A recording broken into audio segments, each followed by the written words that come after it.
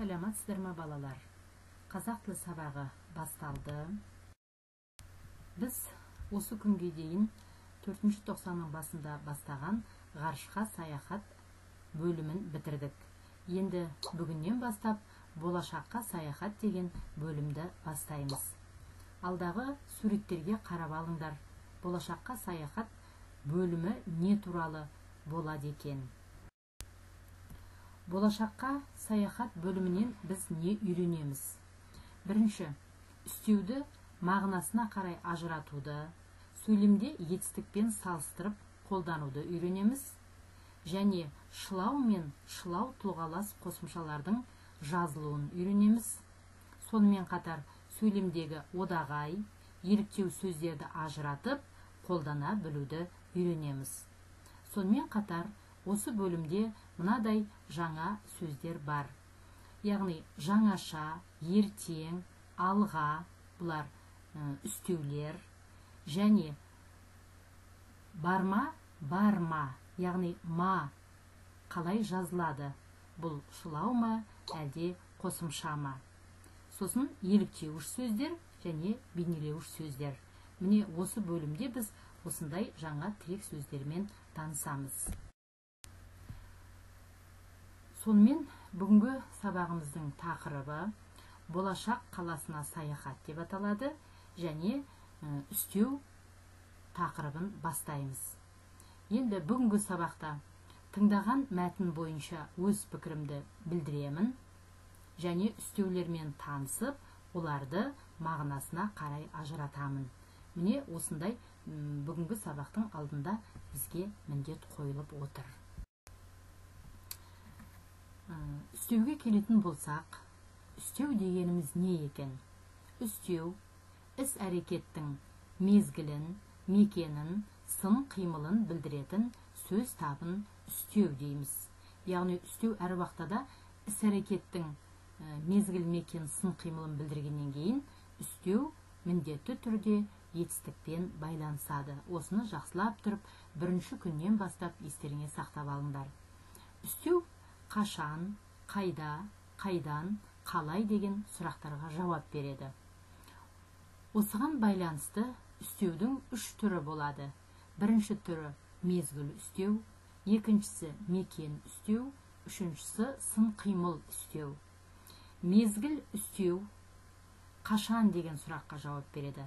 Мысалы, қашан келдің, келесің, ертең, келесің, жазда, былтыр, бүгін, ілгеріде деген сияқты үстеулер қашан деген сұраққа жауап беріп, мезгіл үстеу болады.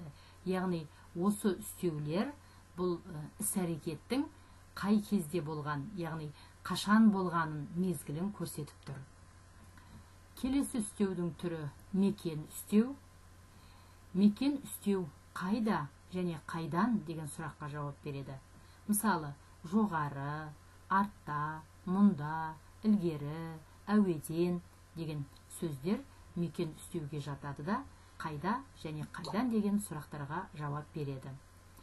Және үстеудің 3-ші түрі бұл сын қимыл үстеу. Сын қимыл үстеуі қалай деген сұраққа жауап береді. Мысалы, тез оқы. Қалай оқы? Тез оқы. Ақырын, шапшаң, баяу, тағы да басқа үстеулер қалай деген сұраққа жауап беріп, сын қимыл үстеу болады. Сонымен тағы да қайталап шығамын. Үстеу дегеніміз бұл іс-әрекеттің сын қимылын, мезгілін, мекенін білдіреді. Сұрақтарын жақсылап тұрып жаттап алыңдар. Қашан, қайда, қайдан, қалай деген сұрақтарға жауап береді. Және үстеудің 3 түрі болады. Мезгіл үстеу, мекен үстеу және сын қимыл үстеу. Енді сендердің алдарыңда шағын мәтін тұр. Мен қазір осы мәтінді оқимын, ал сендер жақсылап тұрып тыңдап отырыңдар. Қазақстан экономикалық кедергілерге қарамай, қиын да күрделі шешім қабылдады. 1997 жылы республиканың астанасы Ақмолаға көшірілді. Бұл шешім басқа елдерді де таңғалдырған еді. аз ғана уақыттың ішінде бұрынғы провинциалдық қала адам танымастай өзгерді. Есілді бойлай президент сарайы, парламент ғимараты, хан шатыр, бейбітшілік пен келісім сарайы, алау мұз айдыны сарайы, көп қабатты тұрғын үйлер мен ғимараттар жаңаша бой көтерді. Қазақ хандығының негізін салушылар Керей мен Жәнібек хандардың, қазақтың атақты үш биі Төле би, Қазыбек би, Әйтеке бидің ескерткіштері халқын болашаққа бастағандай бейнеленген. Аспанға атылған ақ барыс мүсіні жас Қазақстанның 21 ғасырдағы жарқын да бақытты болашағының символындай елестейді.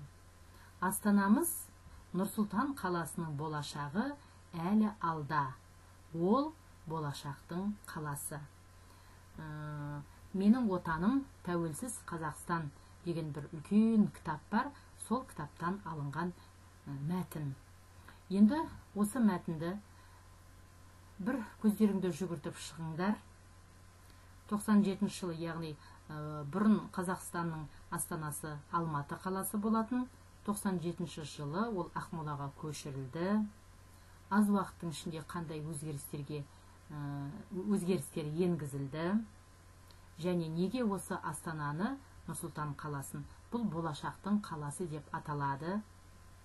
Осы сұрақтарға жауап дайындап отырыңдар. Және қарамен жазылған сөздер бар. Азғана, бұрынғы, жаңаша деген осы сөздердің мағынасына мән беріп, қазір осы сөздерменен әрмен қарата жұмыс жасайтын боламыз. Мынау алдарыңда тұрған суреттер, қазіргі Астана қаласының суреті. Бұл суретті сендер бәріңде біліп отырсыңдар. Мынау үш бидің суреті, мынау Керей менен Жәнібектің суреті, хан шатыр, Есіл өзені мінеке ағып жатқан. Ал енді бұрынғы шағын ғана провинциялық деген кішігірім бір кішкентай ғана қаладан осындай дәрежеде осы 20 жылдан астам уақыттың ішінде мынандай кереметтей әсем, биік ғимараттар мен өзінің керемет архитектурасымен Астана қаласы, яғни қазіргі Нұр-Сұлтан қаласы кереметтей болып гүлдей жайнап өсіп келе жатыр. Енді мынандай тапсырма бар. Тыңдаған мәтіннің мазмұны бойынша пікіріңді айт. Осы мәтінді оқисыңдар, және сендер тыңдау арқылы біліп отырсыңдар, бұл мәтін не туралы екендігі. Яғни Астананың сол көшірілуі туралы, және ол қазіргі Нұр-Сұлтан қаласы неге болашақтың қаласы деп аталады. Осыны мәтінді тыңдаған кезде сенің көңіліңде қандай сезім ұялады? Осы сұрақтарға сендер жауап дайындаңдар келесі сабаққа дейін. Және мәтіндегі қарамен жазылған сөздерді оқып, соның мағынасына назар аудар дейді. Осы тапсырманы енді орындап көрейік. Бұл мәтіннің ішінде қарамен жазылған азғана, бұрынғы, жаңаша деген сөздер болды. Енді осы сөздерге сұрақ беретін болсақ, аз ғана уақыттың ішінде деген, яғни қанша уақыттың ішінде, яғни қанша деген сұраққа жауап беріп, аз ғана үстеуі болып тұр. Бұрынғы, яғни түбірі бұрын, қашан бұрын болды, яғни қашан деген сұраққа жауап беріп, бұрынғы деген сөз бұлда үстеу болып тұр. Және жаңаша өзгерді, жаңа ғимараттар пайда болды дегенде, қалай деген сұраққа жауап беріп, жаңаша деген сөз бұлда үстеу болып тұр. Яғни қарамен жазылған сөздерді біз талдап кеттік. Енді төмендегі сөздерді оқы. Бұл сөздерді етістіктермен тіркестіріп жаз. Сұрақ қойып, қай сөзбен байланысып тұрғанына назар аудар. Мен жаңа сызбада сендерге айтып кеттім. Берілген, яғни үстеу сөздері міндетті түрде іс-әрекеттің мезгіл, мекен, сын қимылын білдіргендіктен, ол сөздер міндетті түрде етістіктермен тіркеседі, байланысады, яғни. Көрейік қазір қалай екен. Былтыр кетті, мысалы. Кетті. Былтыр не істеді? Кетті. Бұл етістік. Ал қашан кетті? Мысалы, ол десек, ол былтыр кетті. Қашан деген сұраққа жауап беріп, ол мезгіл үстеу болып тұр. Күндіз демалдым. Демалу, демалдым. Бұл етістік, етістікпен байланысып тұр. Ал күндіз қашан деген сұраққа жауап беріп, бұл да үстеу болып тұр. Төмен қарады. Мысалы, бала төмен қарады. Бала не істеді? Қарады. Сөз табында бұл етістік болып тұр. Ал қайда қарады? Төмен қарады. Қайда деген сұраққа жауап беріп, бұл үстеу болып тұр. Кенеттен ауырды, немесе ауырып қалды. Қашан ауырып қалды? Кенеттен. Кенеттен деген сөз, бұл да етістік, үстеу. Алда келеді. Бұл да солай талданады. Жорта кетті. Қалай кетті? Жорта кетті. Және жоғары көтерілді. Мысалы, ұшақ жоғары көтерілді. Ұшақ қайда көтерілді? Жоғары көтерілді. Көтерілді деген етістікпен байланысып тұр. Енді осы жердегі кетті, демалдым, қарады, ауырды, келеді, кетті, көтерілді. Бұлардың барлығы да қай сөз табы? Әрине, етістік.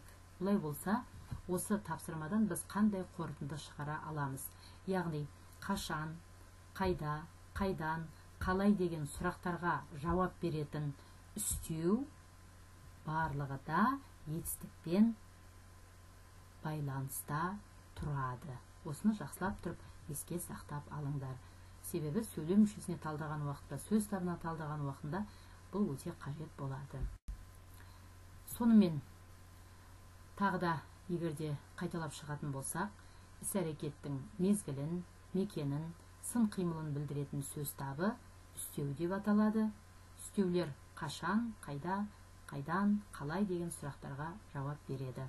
Бұл ереже кітаптар бар ереже, сондықтан да сендер осы ережені жақсылап тұрып жаттап, және өз ойларыңнан мысал келтіре алатындай боласыңдар. Келесі тапсырма. Ребусты шеш дейді. Ребусты шешесіңдер қазір. Қарап отқанша шеше беріңдер. Және шешуінде үстеу шығу керек. Сол үстеулерді қатыстырып, сөйлем құрап жазу керек. Дәптерлер мен қаламдарыңды дайындалыңдарда бірінші сөз, бірінші ребус бойынша қандай сөз шықты? Қаз, бірдің бұсын алып тастаймыз, қазір. Қашан, қазір. Қашан деген сұраққа жауап беріп тұр, үстеу шықты ма? Шықты. Екінші ребустан қандай сөз шығар екен? Алда дейді. Алманың алдын аламыз, доптың дысын аламыз, тағы да алманың соңғы асын алған уақытында алда. Яғни алда келеді деген сияқты. Бұл да үстеу, және осы үстеулерді қатыстырып сөйлем құрастыруымыз керек. Қандай сөйлемдер құрастыруға болады? Ойланып көрейік қанекей. Олай болса, қазір балалар аулаға шығады. Балалар аулаға қашан шығады? Қазір шығады. Қыздар жарыста алда келеді. Жерде қазір және алда деген екеуі де не болып тұр? Сөз табында үстеу болып тұр. Тамаша. Бұл тапсырманы да жақсы орындап шықтық. Мен ойлаймын, бұл тапсырмаларды сендер түсініп орындады деп. Енді келесі тапсырма, 4-ші тапсырма. Үстеудің мағыналық түрлерін тиісті сөздерімен сәйкестендіру керек. Бірінші, үстеуді оқиық. Төменде, жоғарыда, алға, артта, сыртта. Төменде келеді, жоғарыда ұшып барады, алға шықты. Бұлар қандай сұрақтарға жауап беріп, және қай үстеудің қай түрі болады? Көрейік. Бұл қайда деген сұраққа жауап беріп, мекен үстеу болып тұр. Келесі, тал түсте, күндіз түні, ертең, бүгін, күні бойы. Ертең мен суға шомылуға барамын. Қашан барамын? Ертең. Яғни қашан деген сұрақтарға жауап беріп тұр. Бұл яғни мезгіл істеулер. Келесі, енді ол онсыз да белгілі. Біз сызба арқылы біліп отырмыз. Ақырын сөйле, тез жүр, әрең, етпетінен, жаңаша деген сөздер қалай деген сұрақтарға жауап беріп, бұлар сын қимыл істеу болып тұр. Бұл тапсырманы да сендер жақсы орындап шықтыңдар және түсініп орындадыңдар деп мен ойлаймын. Жалпы негізі сөздерге, сөз таптарына дұрыс сұрақ қоя білсеңдер, оның қай сөз табы екенін табу қиынға соқпайды. Келесі тапсырма, 5-ші тапсырма. Жұмбақты көшіріп жаз, шешуін тап. Күндіз білінбейді, түнде күлімдейді. Осы жұмбақтың шешуі не болар екен? Әрине, бұл ай болады. Ай күндіз білінбейді. Сұрақ қояйық. Ай қашан білінбейді? Күндіз. Және ай қашан күлімдейді? Түнде күлімдейді. Олай болса, бұл жұмбақтың шешуіндегі, яғни жұмбақтың өзіндегі күндіз және түнде деген сөздер қашан деген сұраққа жауап беріп, үстеу болып тұр.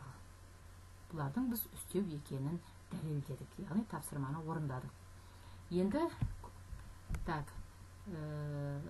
келесі сызбаға көңіл аударайық. Қалай дәлелдеу керек, дәлелдеудің үлгісі. Мысалы, күндіз деген сөз алайық, немесе түнде деген сөз алайық. Түнде бұл үстеу, өйткені ол іс-әрекеттің түнде қашан мезгілін, немесе мекенін, немесе сын қимылын білдіреді. Және оның қандай сұрақтарға жауап беретінін табамыз. Мысалы, түнде дейік. Түнде үстеу, өйткені ол іс-әрекеттің несін, мезгілін білдіреді де, қашан деген сұраққа жауап береді деп, осы үлгі бойынша сендер үстеуді қалай талдау керек екенін үйреніп отырсыңдар. Сабақтан кейін кітапта бірнеше үстеулер бар. Сол үстеулерді осы үлгі бойынша өздерің талдап көріңдер. Сонымен қорыта келген уақытында үстеу дегеніміз не? Бәріміз ойымызға түсірейік. Үстеу дегеніміз бұл іс-әрекеттің мезгіл, мекен, сынын білдіретін сөз табы екен. Олар үстеудің сұрақтары қане есімізге түсірейік. Қашан, қайда, қайдан, дұрыс, қалай. Және үстеу мезгіл үстеу болып, қашан деген сұраққа жауап береді. Мекен үстеу болып, қалай деген сұрақтарға жауап береді. Және қимылсын үстеу болып, мекен үстеу болып, қайда, қайдан деген сұраққа жауап береді. Сын қимыл үстеу болып, қалай деген сұраққа жауап береді. Осы сызбаны жақсылап тұрып, қарап меңгеріп алыңдар. Сызба бойынша сендер есте сақтауларың өте жақсы. Егер басқа сұрақтарың болмаса, 116 беттегі ережені жақсылап тұрып жаттап, кездескен үстеулерді үлгі бойынша талдай білуді үйренесіңдер. Және 15-тің 1 деген тестті жібердім мен классрумға. Сол тестті орындап, маған кері қарата классруммен жібересіңдер. Осымен біз бүгінгі сабағымызды аяқтаймыз. Қош, сау болыңдар балалар.